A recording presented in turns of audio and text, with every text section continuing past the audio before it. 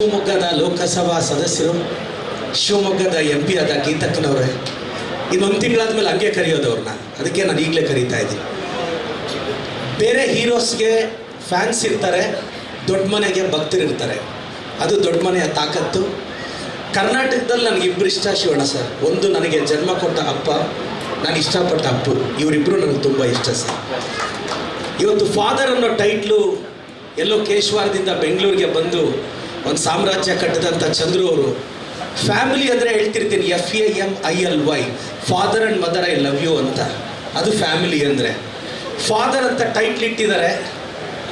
Celebrities politicians ಆಗ್ತಾರೆ, ಆದರೆ politicians celebrity ಆಗೋಕ್ಕೆ ನನಗೆ ಕಾರಣ ಆದಂಥ, ನನಗೆ ಜನ್ಮ ಕೊಟ್ಟ ನನ್ನ ಫಾದರ್ನ ಸ್ಮರಿಸ್ತಾ ಈ ಫಾದರ್ ಸಿನಿಮಾಗೆ ಒಳ್ಳೇದಾಗಬೇಕು. ಫಾದರ್ ಅನ್ನೋ ಟೈಟ್ಲ್ ಬಗ್ಗೆ ಒಂದು 2 ನಿಮಿಷ ಮಾತಾಡ್ತೀನಿ. ನನ್ನ ಸಕ್ಸಸ್ಸೇ ನನ್ನ ತಾಯಿ, ಆದರೆ ನನ್ನ ತಾಯಿಯ ಸಕ್ಸಸ್ಸೇ ನನ್ನ ತಂದೆ. ಆದರೆ 2ನೇ ಲೈನ್ನ ನಾವು ಮರೀತಿದ್ದೀವಿ. ಅಪ್ಪನ ಇಂಪಾರ್ಟೆನ್ಸ್ ತುಂಬ ಇರುತ್ತೆ. ಎದೆ ಹತ್ತಿರಕ್ಕೆ ಬೆಳೆದಂಥ ಮಗ ಬಾನೆತ್ತರಕ್ಕೆ ಬೆಳೀಲಿ ಅಂತ ಕರ್ನಾಟಕದ ಎಲ್ಲ ಹುಡುಗಿರಿಗೆ ಈ ಟೈಟ್ಲ್ ಜೊತೆ ಅಪ್ಪನ ವ್ಯಾಲ್ಯೂ ಹೇಳ್ತೀನಿ. ಚಿಕ್ಕ ವಯಸ್ಸಲ್ಲಿ ಮಗಳನ್ನ ತಂದೆ ಫ್ರಂಟಲ್ಲಿ ಕೂರಿಸ್ಕೊಂಡು ಬೈಕ್ ರೈಡ್ ಮಾಡ್ತಾರೆ. ಯಾಕೆಂದರೆ ಅಪ್ಪಗೆ ಮಗಳು ಯಾವತ್ತೂ ಮುಂದೆ ಇರಬೇಕು ಅಂತ ಆಸೆ. ಬೆಳೆದ ಮೇಲೆ ಬಾಯ್ ಫ್ರೆಂಡ್ ಹುಡುಗಿನ ಹಿಂದೆ ಕೂರಿಸ್ಕೊಂಡು ಓಡಿಸ್ತಾನೆ. ಬಾಯ್ ಫ್ರೆಂಡ್ಗೆ ಯಾವತ್ತೂ ಹುಡುಗಿ ಹಿಂದೆನೇ ಇರಬೇಕು ಅಂತ ಆಸೆ. ಇದು ತಂದೆಗೂ ಬಾಯ್ ಫ್ರೆಂಡ್ಗೆ ಇರೋ ಡಿಫ್ರೆನ್ಸು. ಮೋಸ್ಟ್ಲಿ ಟ್ರಾಲ ಗೊತ್ತಲ್ಲ ಸರ್? ಹಾಂ, ಗೊತ್ತು. ಇದು this is the reason father ಅನ್ನೋ ಟೈಟ್ಲ್ ಬಗ್ಗೆ ಮಾತಾಡ್ತಿದ್ದೀನಿ. ತುಂಬ ಜನ ಬೆಳೆದ ಮೇಲೆ, ಒಂದು ವಯಸ್ಸಿಗೆ ಬಂದಮೇಲೆ ಇಂಥ ಕಾಲೇಜ್ಗೆ ಹಾಕ್ರಿ ಅಂತ ಹೇಳೋದೆ ಅಮ್ಮನ ಕೆಲಸ. ಆ ಕಾಲೇಜಿಗೆ ಫೀಸ್ ಕಟ್ಟೋದು ಅಪ್ಪನ ಜವಾಬ್ದಾರಿ. ಇಂಥ ಹುಡುಗ ಇರಲಿ ಅಂತ ಹೇಳೋದು ಅಮ್ಮನ ಜವಾಬ್ದಾರಿ. ಚೌಲ್ಟ್ರಿಗೆ ಅಡ್ವಾನ್ಸ್ ಕೊಡು, ಸಾಲ ಮಾಡು, ಬಡ್ಡಿ ಕಾಸು ತಗೊಂಬ, ಮುತ್ತೂಟ ಮಣ್ಣಾಪುರಮಲ್ಲೂ ಗೋಲ್ಡ್ ಇಡು, ಇದೆಲ್ಲ ಅಪ್ಪನ ಹೆಗಲಿಗೆ. ಸೊ ಈ ಅಪ್ಪನ ಕಷ್ಟ ಗೊತ್ತಾಗ್ತಿಲ್ಲ. ನೀವು ಭಾಳಷ್ಟು ಜನ ಗಮನಿಸಿರ್ಬೋದು, ಈ ಮದುವೆ ಆದಮೇಲೆ ಮಗಳನ್ನ ಗಂಡನ ಮನೆಗೆ ಕಳಿಸೋವಾಗ ತಾಯಿ ಎಮೋಷ್ನಲಾಗಿ ಅಳ್ತಿರ್ತಾಳೆ. ಯಾಕೆಂದರೆ ತಾಯಿಗೆ ಭಯ, ಅಯ್ಯೋ ನನ್ನ ಅಳಿಯ ಚೆನ್ನಾಗಿ ನೋಡ್ಕೋತಾ ಇಲ್ವ ಮಗಳನ್ನ ಅಂತ. ಆದರೆ ದೂರದಲ್ಲಿ ಅಪ್ಪ ಸೈಲೆಂಟಾಗಿರ್ತಾರೆ.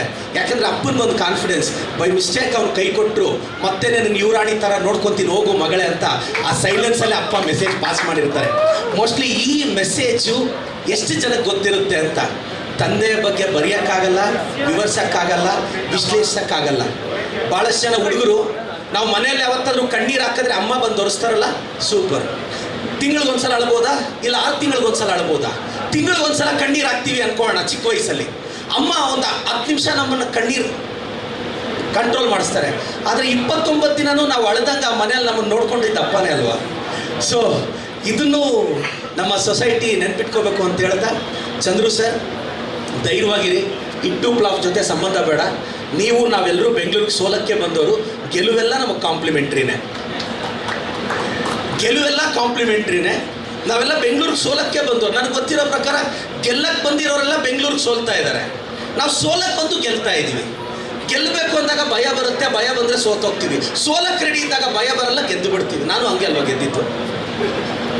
ನಾವೆಲ್ಲ ಗೆಲ್ಲಬೇಕು ಅಂತಿದ್ದಾಗ ಸ್ವಲ್ಪ ಈ ಜನ್ರೇಷನ್ನು ಒಂದು ಎಷ್ಟೋ ಜನ ನಂತರ ಹುಡುಗರು, ಚಂದ್ರು ಬೆಂಗಳೂರಿಗೆ ಬಂದು ಕಷ್ಟಪಟ್ಟರು, ನಾನು ಬೆಂಗಳೂರಿಗೆ ಬಂದು ಕಷ್ಟಪಟ್ಟೆ. ಇನ್ನೇನು ಲಗೇಜ್ ಎತ್ಕೊಂಡು ಮೆಜೆಸ್ಟಿಕ್ಕಿಂದನೋ ರೈಲ್ವೆ ಸ್ಟೇಷನಿಂದನೋ ಊರಿಗೆ ವಾಪಸ್ ಹೋಗೋಣ ಅಂದರೆ ಒಂದು 5 ನಿಮಿಷ ಪೇಷನ್ಸ್, ಒಂದು ರೈಟ್ ಟರ್ನ್ ತೊಗೊಂಡ್ರೆ ಹತ್ರದಲ್ಲಿ ವಿಧಾನಸೌಧ ಇದೇನೋ ಅಂತ ನನಗೆ ಗೊತ್ತಾಯಿತು. ಅದಕ್ಕೆ ಮೊನ್ನೆ 10 ತಿಂಗಳಿಂದ MLA ಆಗಿ ಎಲೆಕ್ಟ್ ಆದೆ. ನಾನು ಈ ಸಿನಿಮಾ ತಂಡಕ್ಕೆ ಒಳ್ಳೇದಾಗಲಿ ಅಂತ ಬಯಸ್ತಾ, ಚಂದ್ರು ಸರ್ ಧೈರ್ಯವಾಗಿರಿ, ನೀವು ಗೆದ್ದೇ ಗೆಲ್ತೀರಾ. ವೇದಿಕೆಯಲ್ಲಿ ನಮ್ಮ ಅಹಿಂದ ನಾಯಕರು, ನಮ್ಮ ರೇವಣ್ಣ ಸಾಹೇಬರಿದ್ದಾರೆ. ನಾನು ಇಷ್ಟಪಡೋ ಶಿವಣ್ಣ ಸರು, ಗೀತಕ್ಕನವರು, ನಮ್ಮ MP ಅವರು. ಶಿವಣ್ಣ ಸರ್ ದೊಡ್ಡ ಮನೆಗೆ ಭಕ್ತರೇ ಇರ್ತಾರೆ ಸರ್. ಇದು ನಾನು 5 ವರ್ಷದಿಂದ ಹೇಳ್ತಾ ಬರ್ತಿದ್ದೀನಿ. ಬೇರೆ ಹೀರೋಸ್ಗೆ ಫ್ಯಾನ್ಸು, ದೊಡ್ಡ ಮನೆಗೆ ಭಕ್ತರಿರ್ತಾರೆ. ಕರ್ನಾಟಕದಲ್ಲಿ ಪ್ರತಿಯೊಬ್ಬರಿಗೂ 2 ಮನೆ ಇರುತ್ತೆ, ಒಂದು ಅವ್ರ ಮನೆ, ಇನ್ನೊಂದು ದೊಡ್ಡ ಮನೆ ಅಂತ. ಇದೆಲ್ಲ ಹೇಳ್ತಾ ವೇದಿಕೆಯಲ್ಲಿರೋ ಎಲ್ರಿಗೂ, ನಮ್ಮ ಶ್ರೀಕಾಂತ್ ಸರ್ಗೆ ಒಳ್ಳೇದಾಗಲಿ, ಈ ಸಿನಿಮಾ ಗೆಲ್ಲಿ ಅಂತ ಭಾಳಷ್ಟು ಜನ ಹಿರಿಯರಿದ್ದಾರೆ. ನನ್ನ ಟೀಚರು ಮೈಕ್ ಹಿಡಿದ್ರೆ ಗಂಟೆ ನಿಲ್ಲಿಸಲ್ಲ.